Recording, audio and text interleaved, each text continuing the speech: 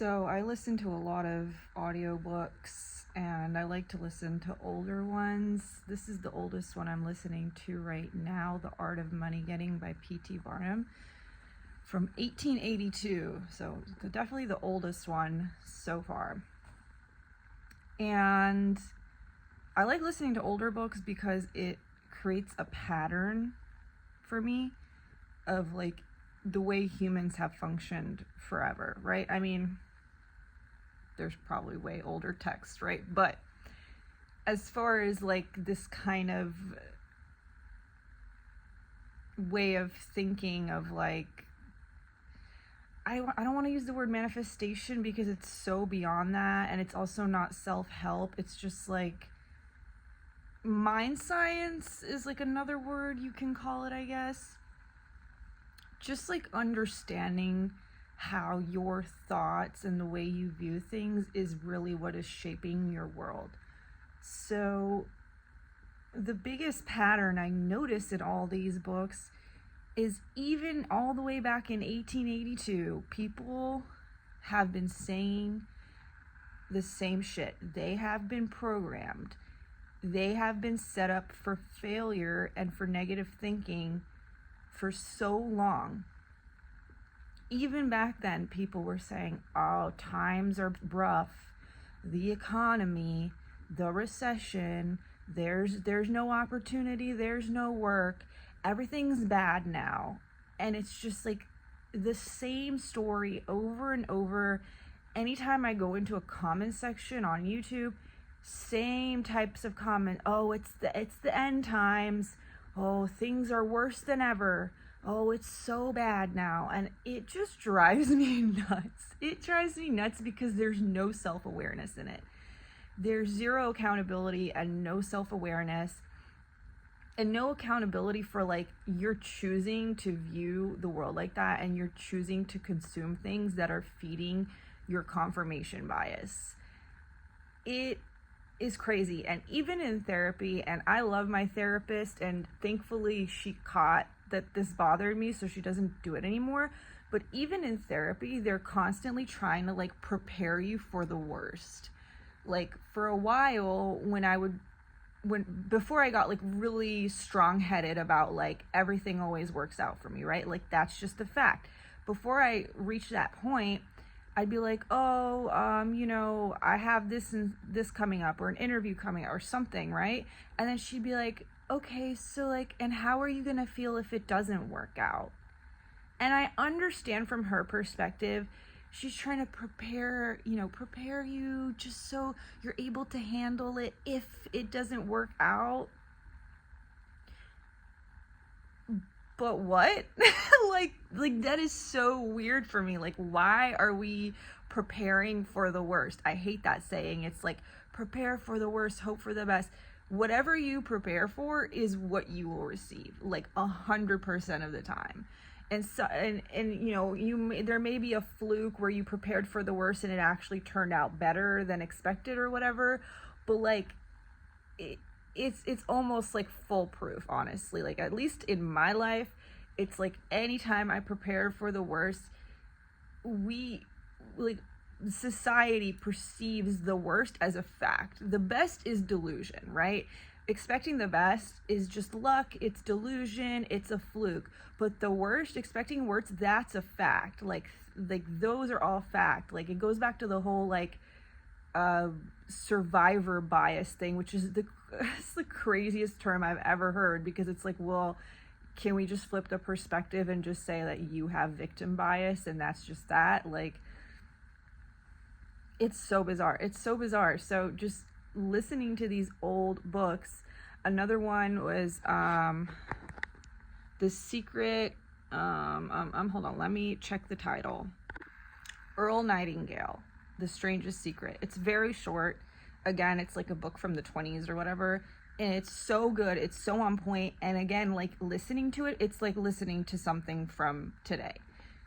The mindset of people he's describing and how they essentially set themselves up for failure, and describing the difference between people who stay poor and people who get rich and things like that, and how it's just all literally a mindset, because look at how hard poor people work, right?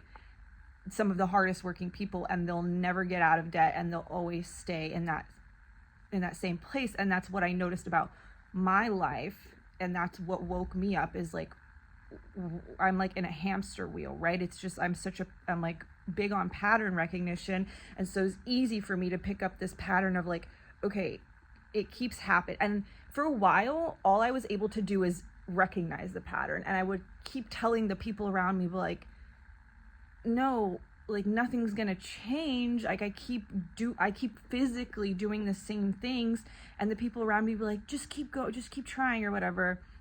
And I'm like, no, something's wrong. And I couldn't describe it. I didn't have the words for it. Like I couldn't really explain to other people like what is wrong, right? Because they're all doing it too, so they're not going to be able to tell you what is going on. They're just like, oh, like you must just be unlucky, it's just an unlucky streak or whatever. And I'm like, no, like I keep going to work, I keep working really hard, and I get nowhere. I'm just constantly in the same place, and no matter how much I push and do and whatever, it's like nothing's changing. My income isn't changing, I'm not moving up in the world. Like, what is going on? And anytime things have worked out for me, it was like a flow, and then the moment I got in my way, that flow stopped, and then everything came crashing down. And it always ended with me getting in my own way. So all that to say, it's like none of this is new, and it's so wild just watching people convince themselves that like reality is actually just like that things are bad. And even the people that will talk about like, oh, like manifestation isn't real, but it's like you're using your mind to perceive things, right? Like you might think of it in like some magical way or whatever, like, oh, I made this thing appear or whatever, but it's like, no, it's just about perception. Like it's just about what you're choosing to focus on. And people usually who have this focus are the type of people who are like on TikTok all day, and then also simultaneously complaining about how social media is ruining everything. Look at like any footage of like a concert or like any of these videos where it's like people out somewhere. Like the first 5 top comments are gonna be like, oh, people like just can't put their phones down nowadays. We're so lost as a society, like everyone's just always on their phone. And I'm like, I can guarantee you do the same thing. Like just shut up and stop doing it. Like stop looking for shit to pick at that other people are doing, and how about you stop doing it? How about you delete? If social media bothers you so much, just delete it, man. Like it's really not that hard. If it bothers you that people are always on their phone, put your phone down. Like the solution is right in front of you. You are the problem. In fact, it kind of reminds me of this thing that Rev Ike says is the best way you can help poor people is to stop being one of them. And I feel like that just like applies to everything. Like if the best way to solve any of these problems is to just stop being one of those people. It's like stop being so concerned and watch how quickly you change your mind about how everything is terrible and the world is crashing and whatever. People have been saying that for hundreds of years, and it still hasn't come to an end. The world still hasn't crashed, blah, blah, blah. Like people say that about everything. Just watching people freak out about technology and AI and freak out about, self-driving cars and all this stuff. When barcodes, like the barcodes that we scan every day at stores, when barcodes were first introduced, I think it was like late 70s, 80s, something like that, where they started being regularly used at stores, people literally called barcodes satanic. They were like, it's a mark of the devil. If barcodes are like Satan, they're programming us, like literally barcodes. And now it's laughable, right? It's hilarious. And I wonder where those people are at today.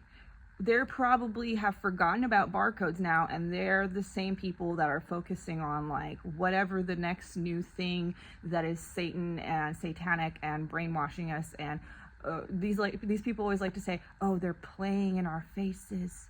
They're playing in our faces. Look, it's satanic messaging. Oh, the world is ending, blah, blah, blah. I'm like, oh my God. It is too much. It is too much. So I can't with the programming. I can't get with the programming. I've always felt like something was off. Another example that always comes to mind is like, she wasn't really my friend, but somehow I like met this girl through some other people, and I ended up at her house. I don't even know how I met her. Wow, I have no idea how I met her. And I ended up at her house once, and it was one of those hangouts that I was like, why am I even here? Because we did absolutely nothing, and we just like smoked and watched TV, and I like wanted to leave after like 30 minutes. And she's like, oh, have you ever watched Sex in the City? And I'm like, no, it just doesn't really seem like my thing. She's like, oh, it's so good. It's so good. Anytime someone tries to convince me something is so good that I haven't already by choice watched myself, I already know I'm not going to like it. Because anything that interests me, I will watch it on my own, right? I'm aware of Sex in the City. It's not like I've never heard of it or whatever. Like I'm very aware of that show. I have zero interest in it, okay? You're not going to convince me that it's amazing. So she puts it on, and it's literally just like women getting cheated on and men being awful to them, whatever. Like that's literally the whole show. And she's like, oh, it's so good. It's so real. It's like, this is just how men are. And like, you know, we just have to like, essentially she's just like, yeah, like my boyfriend sucks too, but it's just like how men are. And we just like have to accept it as women. And I was like, no.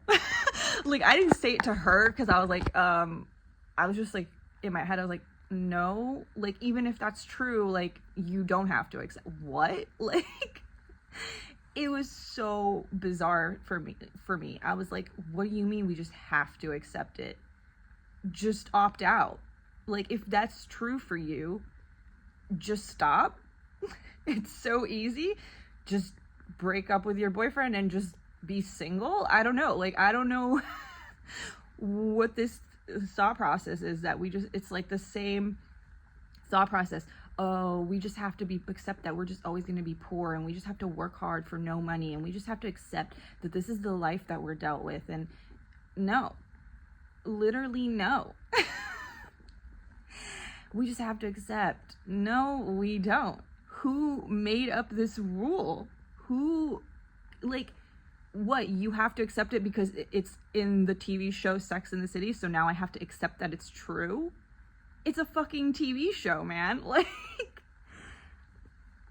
needless to say, I did not end up hanging out with that girl again. Not because, like, there was anything super wrong with her, but I was just like, yeah, I don't think I want to be, like, around this kind of mindset. Like, I already instinctively knew, again, even before I had the words to describe what I was feeling and, like, what was actually going on, I already instinctively knew. I was like, this is just not my jam. Like I cannot buy into the things people are selling me. Like I cannot buy into this. We are set up for so much bullshit, right? And that's, I love that quote by Red Ike. It's like, the world is a big setup, and it really is. Like if you don't brainwash yourself, if you don't program yourself, the world will do it for you. And I'm just literally trying to brainwash myself with things that I actually believe and things that make me feel good. Like I'm constantly like literally like, yes, I'm brainwashing myself. Correct. Exactly. Because everyone else is brainwashed in whichever direction. We all are. Okay. We all are. I'm choosing my programming now. Like I'm not letting people convince me like this is just how life is and things are bad, and like it's only true if it's a negative thing. If it's a positive thing, it can't be possibly true. Insanity. And it's not about toxic positivity, because you're gonna have bad things happen. You know, life is gonna happen, things are gonna come at you, you're gonna feel some type of way, but it's really just about how you perceive it after the thing has happened and how you move on from it. In Buddhism, they always teach you when you're meditating that you just observe the thought and then you let it go. So you acknowledge it, you observe it. Okay, yes, this thing happened, this is how I felt about it. Then you move on. You don't carry that shit with you, and you don't let it change your entire day, your entire week, your entire month, your entire life. You let that shit go. So that's why I do enjoy like Buddhist teachings, because it really focuses on that. And and I always really enjoyed learning about Buddhism, but there was just a few things missing from Buddhism that didn't quite. And now I have all the things clicking together and all the patterns recognizing and everything like that. It's all coming together. But yeah, I just wanted to talk about this because I brought it up to my therapist yesterday. And again, I really love my therapist, and it was so awesome, like, hearing her perspective. And she's like, yeah, even in therapy, like, you know, we try to, like, she's like, I try to teach my clients, like, you can't go around life thinking that everything is happening to you. Like, you just have to take responsibility for your life. You have to take accountability. Like, you can't go through the rest of your life thinking like everything is just happening to you and everything is just happening, right? Like, yeah. And sure, it can be hard at first, and you can so want to reject it, and it sounds so cruel almost. You're like, oh my God, but this thing happened. There's no way that I could be responsible for it in any possible way. But it's like, yeah, you are. It's like, you are. And watch how quickly things turn around and how easy life flows when you start acknowledging that. Because if you're responsible for the bad shit, that means that you're responsible for the good shit too, and you can make that shit happen. That's all that means, right? So anyway, I gotta get back to work. I just really want to, like, put up a rant about something, and I gotta go.